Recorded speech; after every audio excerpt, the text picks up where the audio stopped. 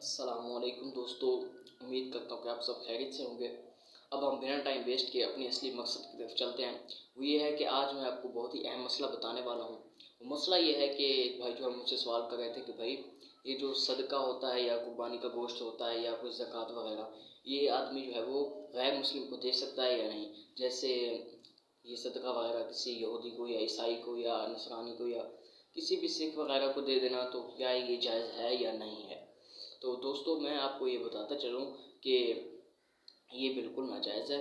इमाम अहमद रज़ा ख़ान फ़ाज़िल बरेलवी फरमाते हैं कि अल्लाह ताला कुरान में इरशाद फरमाता है कि तय्यब चीज़ें जो है वो तय्यब लोगों के लिए हैं और तय्यब लोग जो है वो तय्यब चीज़ों के लिए हैं।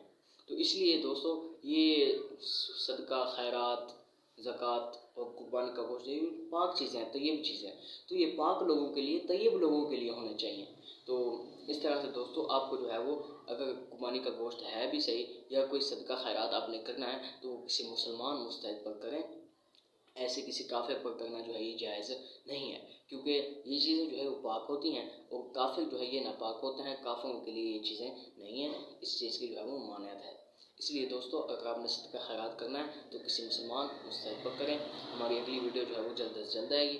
तब तक के लिए मुझे दें इजाज़त। और हाँ दोस्तों, हमारे इस चैनल को सब्सक्राइब करें ताकि हमारे हर नई वीडियो आप तक पहुँचती रहे, बआसानी पहुँचती रहे और आपको जो है वो ज़्यादा से ज़्यादा फ़िक़ही मसाइल का पता चलता रहे। आपका ईमान जो है वो भी, आपके इल्म जो है वो इजाफ़ा होता रहे और हमारे इल्म जो है वो पुख्ता रहे। इसलिए हमारी वीडियोज़ को शेयर भी कर दिया करें। तो हमारी अगली वीडियो जो है वो जल्द आएगी। तब तक के लिए मुझे दे इजाज़त। शुक्रिया, खुदा हाफ़िज़।